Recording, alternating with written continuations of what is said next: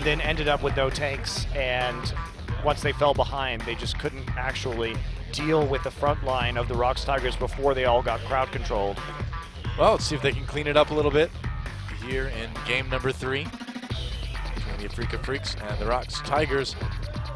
Waiting for the players to get in, and there's the Fiora ban. Just as a reminder, they had every opportunity to first pick Callista and then take Victor, for example, and just team fight, but it was not to be, so the Fiora ban will appear here.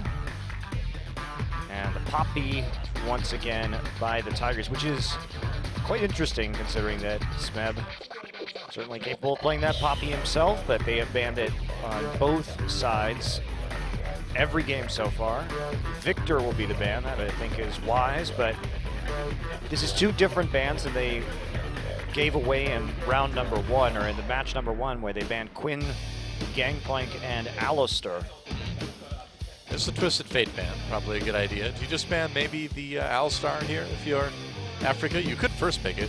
They're really worried about this Quinn, and the GP is going to be up. Actually, it'll be a Nidalee ban. They don't want the Callista Nidalee, but there's going to be so many power picks up right now. Rise, okay.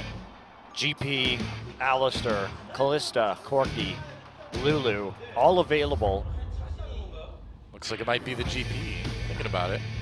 It's not really a champion that you would associate with the style of play of Afreeca. Well, you know, I mean, maybe ROX Tigers leaving that one open. They're like, well, if we know they go for a scaling comp, then we can beat them pretty easily in the late game. I think the Corki much better for Afreeca with the way they've been playing today. Yeah. ROX Tigers will be happy to have the GP, though, I'm sure. They have to decide which is the lesser of 2 evils. I've almost certainly take that. What do you think, like GP Callista, possibly? GP Alistar, yeah. Forgot Alistar was still open. It's a bit better. And they could still switch it over to the Alistar, but it looks like they're going to let the Corki lock in. Yep. They should definitely take the Alistair here. Plus Alistair, okay. So they go for one of the strongest lanes in the game instead. Lots of dive pressure and try and make that work.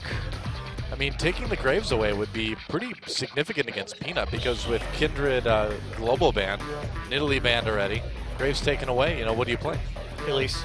And Peanut's a perfectly good Elise player. And it'll set up picks for them too, depending on how much pressure they want to put down in the mid and side lanes. Rek'Sai, a possibility actually. Okay, all so right. Rek'Sai Trundle. Big disengage with the Trundle. I still have a feeling that Ixu can play this in the top lane if he wants to. Peanut having a great time as usual. Sweetie picks up though.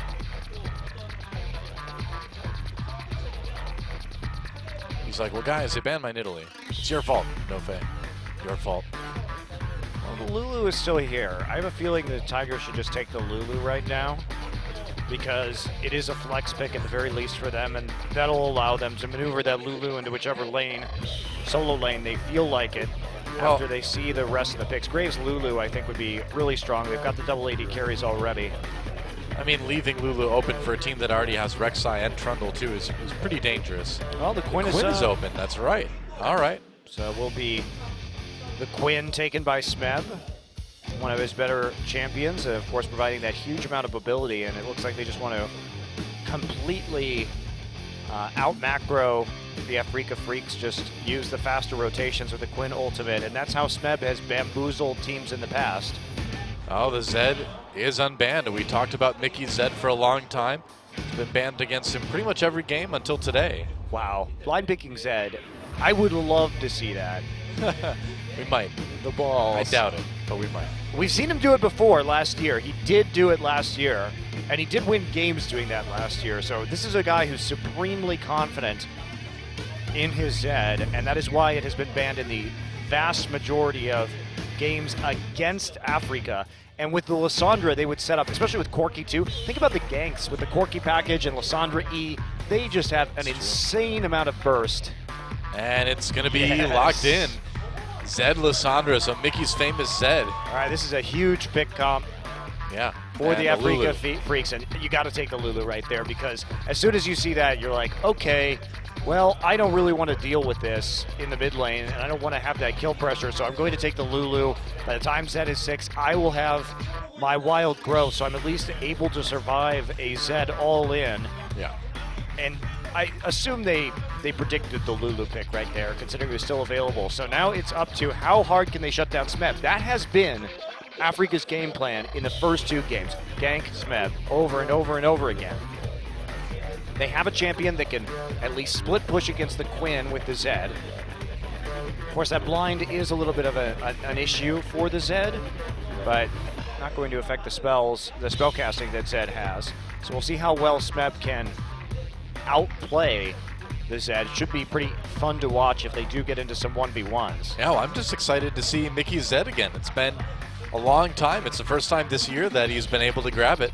I mean, it's not great against Lulu Alistair, honestly. Like, he's taking a risk here, but I think that if you're Afreeca, you at least got to the game 3 against the Tigers, so why not just roll the dice that Mickey's going to go off and just absolutely wreck this game on his best champion? Definitely, just take what makes you most comfortable and see what happens. And so that leaves us with a very interesting game 3. A game 3 we didn't think we'd have, but here we have it anyway. And so we'll see, will the ROX Tigers remain undefeated in the league, or will Afreeca Freaks take down the top dog? Let's get in the game and find out.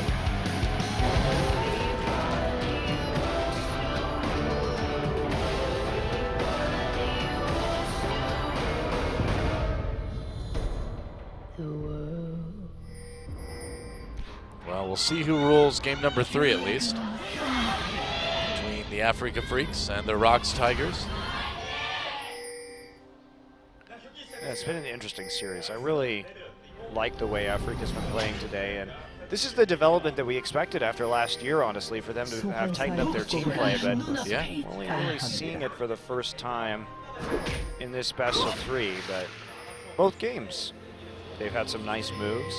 If it hadn't been for that Fiora in game 1, I think they really did have a good shot to win it. Kuro here. Whoa, Kuro. Gotta be careful, man. I mean, that pillar's gonna cause him to take a lot of damage. He's got glitter lines, whatever. Just recall too.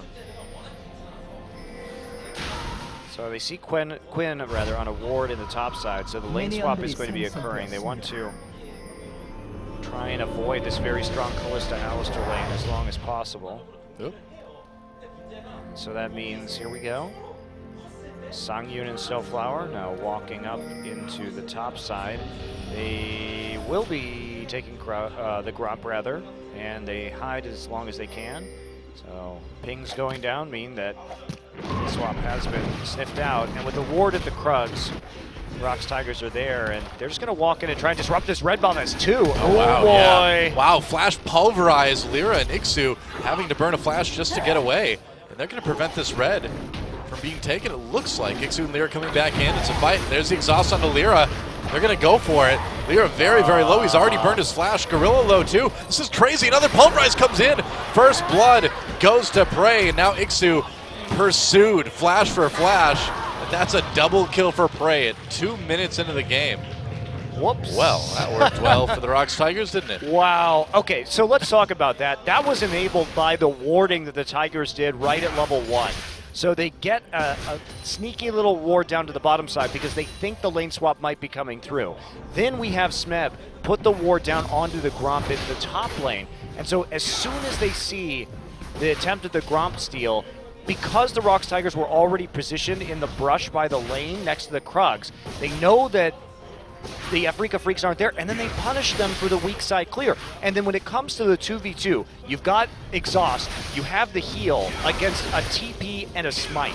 Those spells are useless in that 2v2 at level 1. So there's almost no chance they can win that, and then they way overestimate their ability to continue fighting, especially because the Rend was there, and that just does so much damage, even at level 1. So really nicely played, but they re-engaged and Gorilla still had that exhaust up. I feel like they should have known what was going to happen. Well, I mean, it was really good commitment early on with Gorilla using that flash pulverize, because basically they forced Lyra to flash and then forced him to choose to either come back in and try to get that red buff or just give up the red buff. Yeah. Made their own choice. Lyra started Q, so he didn't have the tunnel out. He had to use the flash because he Yep. got trapped in the pit. And now, with this lane swap, we see 3 people coming on, and look how much this delayed it. Guess who's not there in the top side? It's going to be Ixu. So it's a one-man push, effectively, onto the top turret, and this has delayed their ability to actually take the tower in the lane swap, and this is just going to be devastating for the Freaks.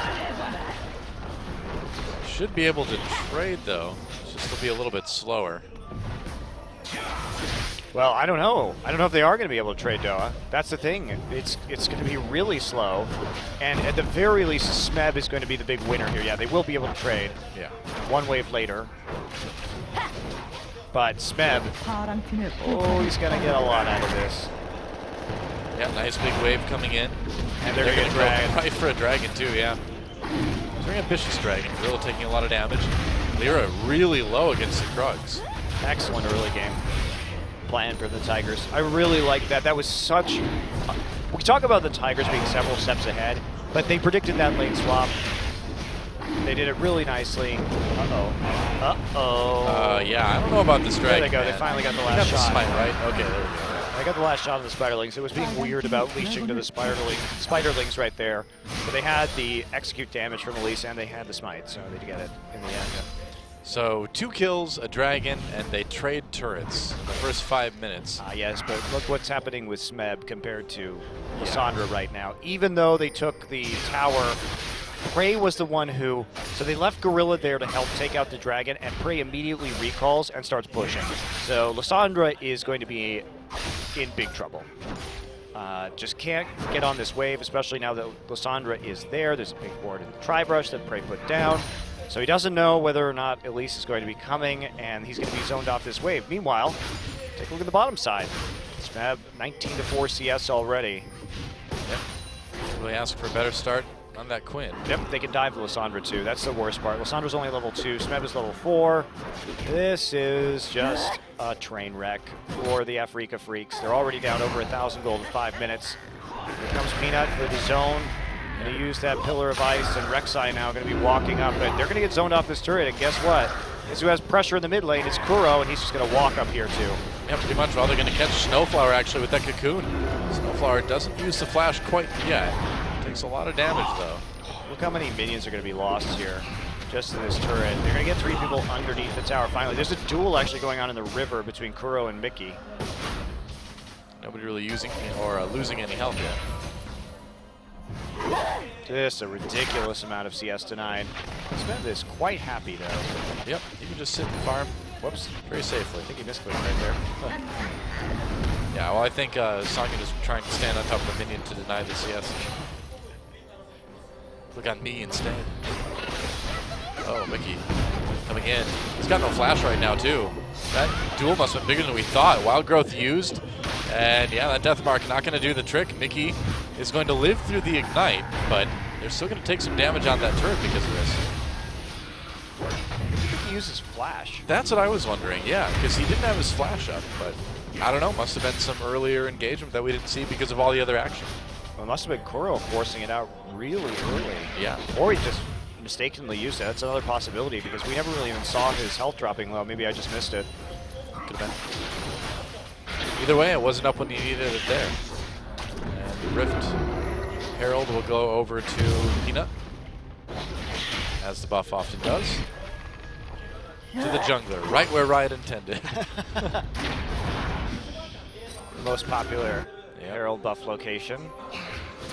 Kuro's going to get chunked out. He has to play cautiously, even though Death Mark isn't up. The Ignite is. Better just play with a bit of reserve, especially with the massive advantage you have in who Doa is going to stop Smeb. Well, right now, it's not going to be Ixu, that's for sure. Maybe it'll be Lyra and Songyun, though. Smeb having to burn that flash to get away. Still taking quite a bit. And they're going to go in, actually. Summoner Heal used to get Smeb, and they're going to actually make it work. Lyra not going down. That was so close to being a kill onto Lyra. He lived with about 50 HP. Yeah. So they get the kill on Smeb, but does it matter?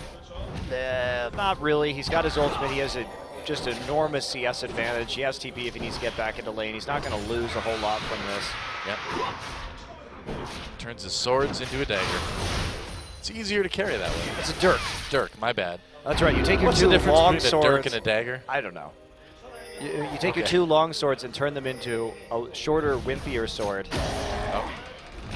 And Snowflower may be in a little bit of trouble in the top lane here. The dive coming in. And there we go. And the pulverized Ixu locked up the cocoon, taken down immediately. TP coming in just in case. Here's the exhaust on the Snowflower to help secure that one. They're going to throw in Gorilla with the Fate's Call to clean that up. Well, they had the TP available. That could have been a predictable play because the wave is huge, but it's moving back towards Songyun's tier 2. So easy dive there. Teleport right onto the Spiderling for some cleanup. We see Smeb get an assist as a result, and now he's just going to help take out another turret, and there is no response possible from the Afreeca Freaks. They can't take the tier 1 on the bottom side. There is no dragon. And so they're going to freeze with this Corki instead, and I don't know if that's the right call. Meanwhile, Prey now has 3 kills and 1 assist before 10 minutes. That's a pretty good place for a Kalista to be.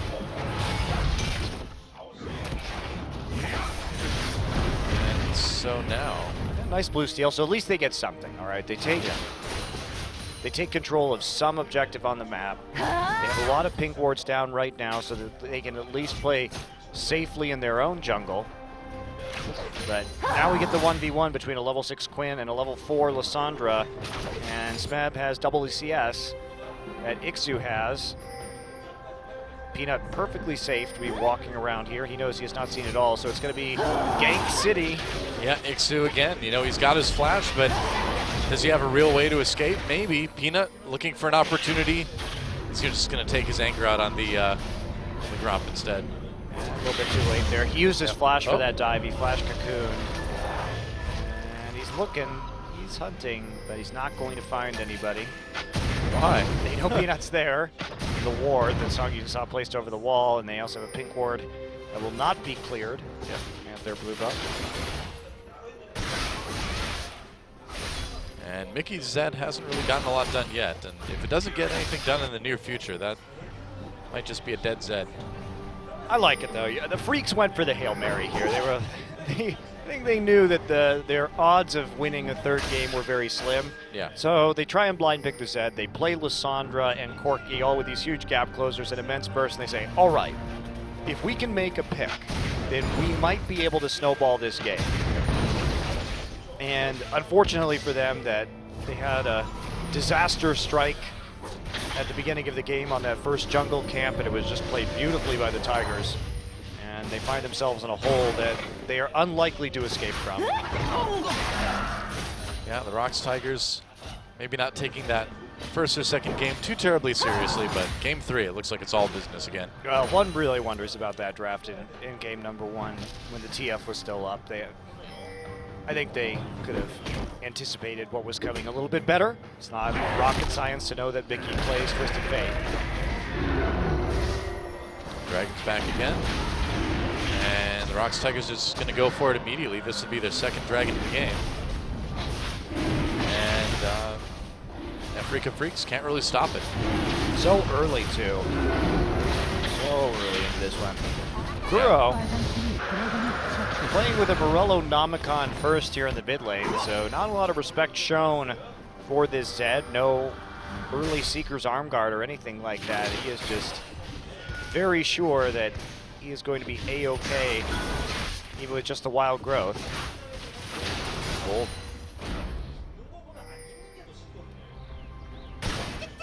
Mickey at least pulling a little bit more respectfully with that X-Drinker. Yep. Wow, Ixu just cannot do anything right now. He's done 39 to 82 CS. And that late swap was just a disaster. Yeah. I mean, the late... This is why sometimes that weak side jungling, if you have the right warding pattern, you catch it out and you just all in them, you could just end up with enormous CS leads for your top lane because they didn't have the personnel there to take down the turret as fast. Oh, Songyun in trouble already. Smeb comes in to try to capitalize on that cocoon. Keenan has to back away. Smeb actually taking some damage here. There's Kuro though. Nice glitter lance for the slow, and Lyra tries to get into the Baron bit. Doesn't make it all the way through his own tunnel though. He never came out the other side. Burns to death. Oh, flash. There's a slow again. Deathmark comes in. Kuro just going to wild growth himself. The set is not a problem. Meanwhile, Cocoon aimed to exhaust into Whimsy. Mickey unable to do anything. And here comes Smeb with the ult for the cleanup. Wow, that was a great flash from Smeb there to clean up that kill. And another few go over to the ROX Tigers. They try to push up in that top side. They end up just overextending. Certainly Ixu will pick up a few CS out of this, but that is not a worthy trade. Peanut, what are you doing? Oh no. Peanut, why? You were doing so well. He's just going to get prey secret. Yep. 3, Up, 2. dodge. Oh! He dodged it. 8 legs. He's pretty fast. Oh, but there's the slow from the pillar. Lyra gets him with the easy Q. Peanut doesn't care though. He's like, yeah, stat lines. Easy Q is what It's his rapper name. You would get if you combine OQ and Easy Hoon together into one player. Easy Q. It would be simultaneously the most risky and safe player of all time. A paradox that would That's right. boggle our minds. Cannot exist in this realm. Easy Q. Well, at least the Afreeca Freaks used the kill on the Peanut to take the Rift Herald for whatever good that'll do them. I feel like Easy Q would play Ziggs and then clear out a lane followed by Satchel charging straight into a turret. That's right. He would be the guy at the end of the game, Satchel charging into the fountain too. Yeah, this guy. He'd like ult himself. He's like, well, if they come in, if they attack me, then I just ult myself, and then they get hit every time. Easy. Cute. Oh, teleport coming in. Peanut trapped a little bit. Mickey coming from the side. ROX Tigers playing it a bit dangerously now. Gorilla and Peanut trying to come from the bottom here, and the Afreeca Freaks are going to turn around right on them. Ixu with the lockdown, and Prey manages to pull Gorilla out in time, but you can't pull out Peanut. The chase continues.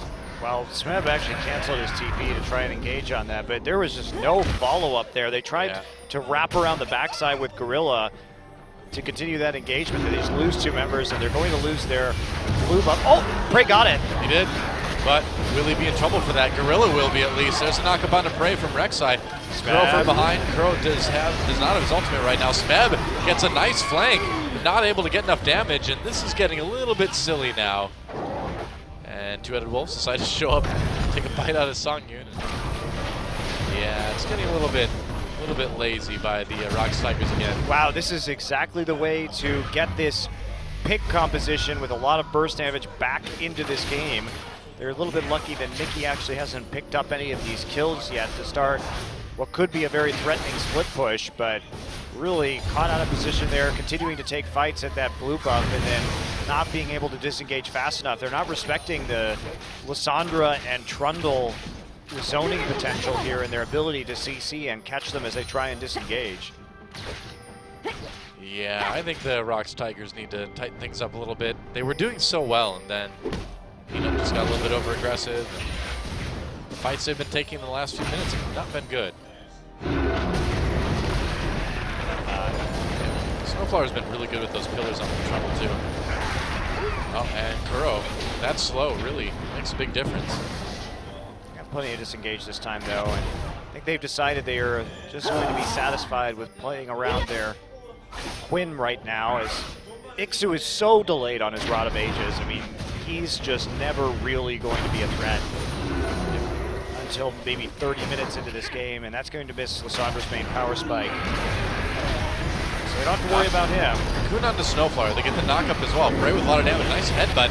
Snowflower just completely caught out there. They're going to get the turret too. And how far will they chase? Looks like not at all. They got a kill, they got a turret, and suddenly ROX Tigers playing a little bit safer. Yeah. Meanwhile, Ixu kills a ward. More methodical, but Ixu not willing to push up all the way to the turret and try and take that objective down. Knows that everybody could just pile on down through the river right now. They didn't have enough wards to protect themselves, but Zed will get a nice big wave in the top lane. Ixu's still here. Prey. Yeah, Prey in a lot of trouble. Gets ulted by that Lissandra. Lyra comes in for the knockup as well. Prey. That was a clever bait there by Ixu. Yeah. He was gone off the map for a really long time, and Prey just thought he had decided to recall because he wasn't putting pressure down, but instead he was just looking for the lane assignment of Prey, and they're going to pick up another kill onto this Kalista. Still behind in gold a bit, but maybe they can tilt them if they do it enough. I think it's going to take more than that, though. I don't know. It's hard to tilt the ROX Tigers. There's also a dragon up right now, and this is going to be dragon number 3 at sub 20 minutes. So ROX here, as long as they play around this dragon decisively, once prey comes back up, they're looking at a 31-minute, 32-minute 5th dragon. So that's going to be pretty nice for them. They got their first dragon just 6 minutes into the game.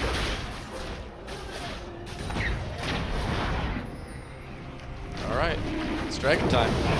Peanut gonna start it. They're gonna have the ward. There we go. Pulling down to the pit. And the Freaks have to try to stop this one. Prey still coming down the lane. Mickey not nearby either, and he doesn't have that teleport. So no way to stop this. Gonna go for a steal. Doesn't work out. That's 3 dragons now for the ROX Tigers. Magical Prey Seeker. It was actually a Dragon Seeker that time. Didn't get Prey at all. Nope, that did not tell him where Prey was. It's really not a very accurately named ability. In fact, I find in League of Legends it rarely hits Prey out of all the times it's used. It doesn't really seek them out either. It kind of just goes in a straight line, you know? Call it like the Prey hitter, but it's not, doesn't guarantee you anything. The Prey Poker. Prey poker. Even then, it's not very good at its job. No. And the Rift Herald can't stand it. Just buy Rift Herald. So QSS here from Smeb. And this means that he is anticipating split pushing against Zed. He wants to be assigned to the Zed lane at all times. If the Death Bar comes in, he will just cleanse it right off and continue the duel. So even though that MR not going to be useful against Zed's damage straight up, removing the Death Mark and the amplification that brings will be quite handy when it comes to that one-on-one.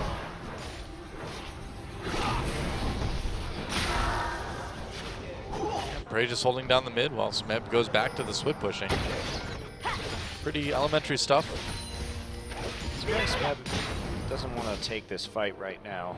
I don't know what the item thresholds are for this Quinn with a QSS to take on Mickey's head, especially since Mickey has that Ignite. He may have to try and get that ability out before he's truly able to one-on-one. Looks like he wanted to go back and buy a little bit more before he tried it.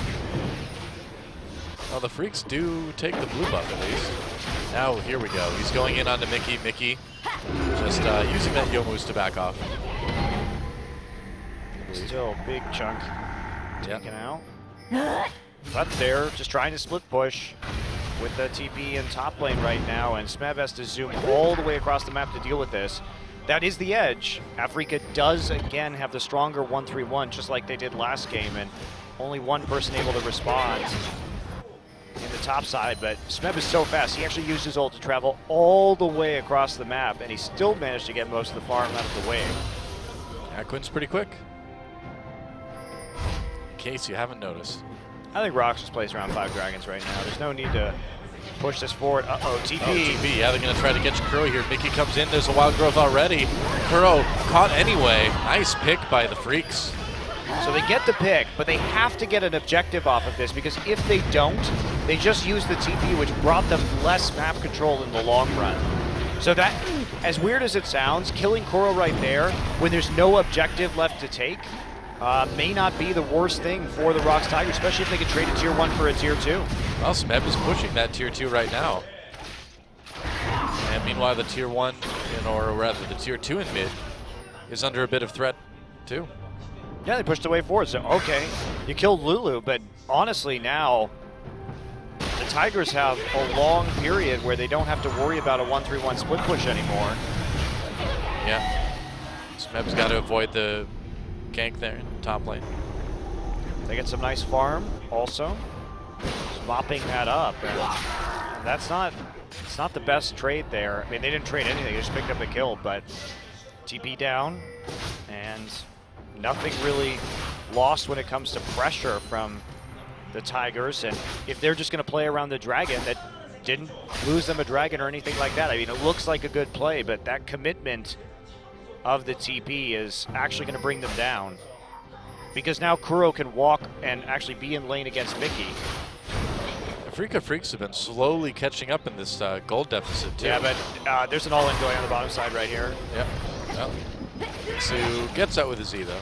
Yeah, this is the problem, because now that there's one TP, I mean, Smeb has TP, so as long as Lulu can actually push, Lulu still doesn't have any sign of a Zhonya's Hourglass, so that's not good against the Zed, but they're still able to take control again, and there's still Smeb threatening to TP behind the Zed, which means Zed can't actually get into lane against this Lulu. Yeah, Smeb, or rather Kuro recalling right now. Smeb just waiting again, but it doesn't look like Ixu's going to push up and be caught out. And I mean, I think we're seeing the ROX Tigers do exactly what you talked about. You know, they don't seem to be really pressuring the lanes all that hard, kind of just waiting for those dragons. But I think losing Kuro and gaining the TP was a totally worthwhile trade for the ROX Tigers. Yep. Well, meanwhile, Mickey goes in onto Peanut. Peanut taking some damage from that death mark. No, he's okay, I guess. Never mind. Yeah. He's pretty tanky there. Yep. I said some damage, not a lot of damage.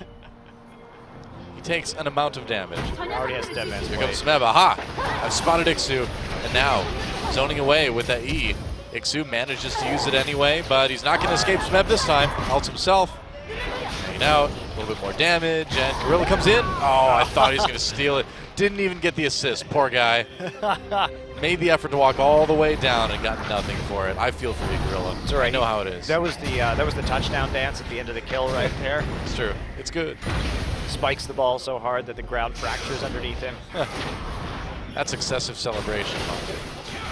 Not in League of Legends, Joe. A good thing we don't have penalties for that. Oh, man. Well, there should be penalties for that anywhere. I agree. Yeah. We should excessively celebrate all the time. Well, not all the time. Only for things that deserve celebration. Does killing Ixu deserve celebration? A little bit, maybe. Was that sufficient celebration? Like blocking a pass in football, that doesn't deserve like excessive celebration unless it's like a big deal. Just a regular play, no. Let's get back to the line. Now ROX Tigers going for their fourth Baron. Lyra really needs to steal this one. It would be big for the Freaks. Trying it out. Nope, no such luck. Now Lyra has to flash just to get out. Yeah, afraid of Gorilla's flank. He still had flash up, so he would have died if the flash pull into headbutt backward had come through. Yep. But now 4 dragons up, 31 minutes will be number 5 attempted here by the Tigers. They have TP up, so at least there is some hope now, because you see Smeb versus Ixu in that top side. What they want, though, is they want Zed versus Quinn. And then they want to TP the Lissandra if there's an objective to be taken. But with the Baron up, if they kill Smeb, they may be able to Baron now. That's the big difference. Well, they're going to start it at least. The ploy that is bold. Smeb's Smeb's got to know something. got his blue trinket. Yeah. There we go, he sees it. Yep, that's right, they know. How fast can they respond? Well, the Afreeca Freak's still going for it. They're going to back off now. Here comes Peanut, though.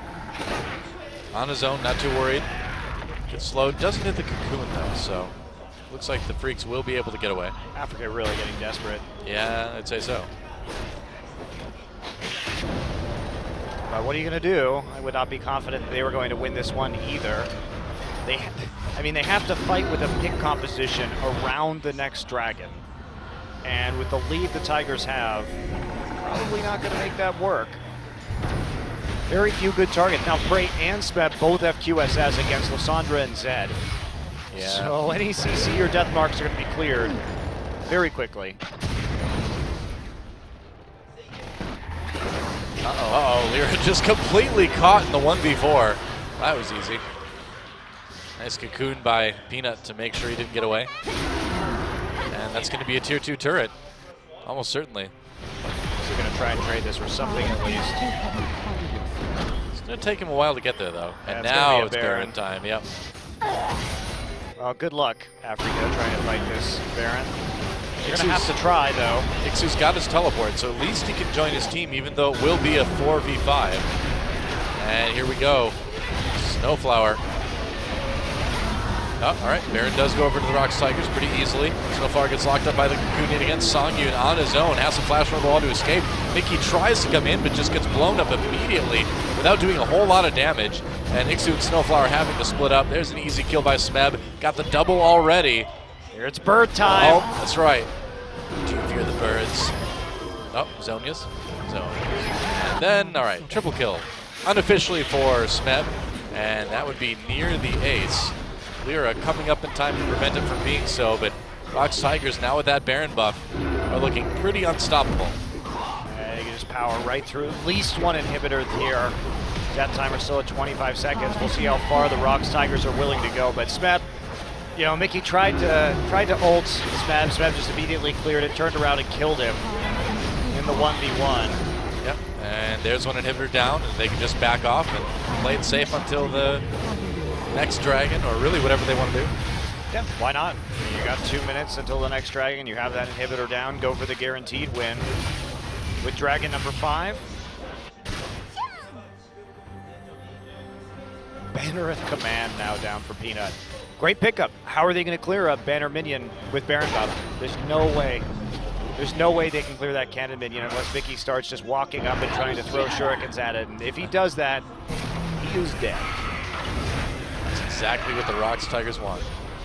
A dead Mickey. Yep.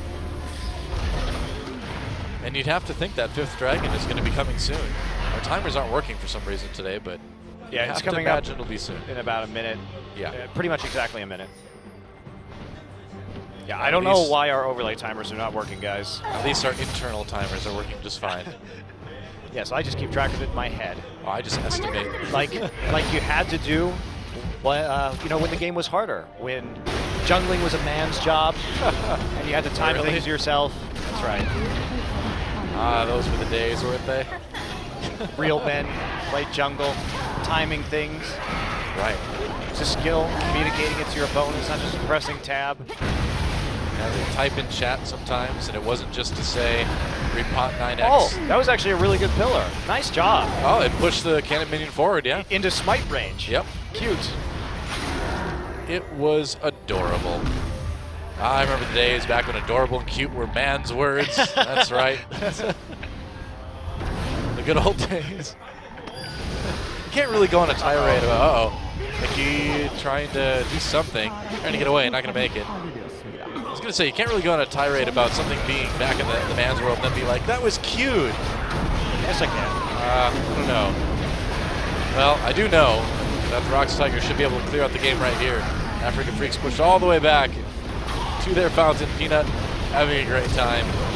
And the fight continues. They catch Lyra. Wild growth onto Gorilla just in case Sonya cannot get into the fountain. And Snowflower lives only to watch his Nexus die. And so in the end, the ROX Tigers get serious, get the win. GG.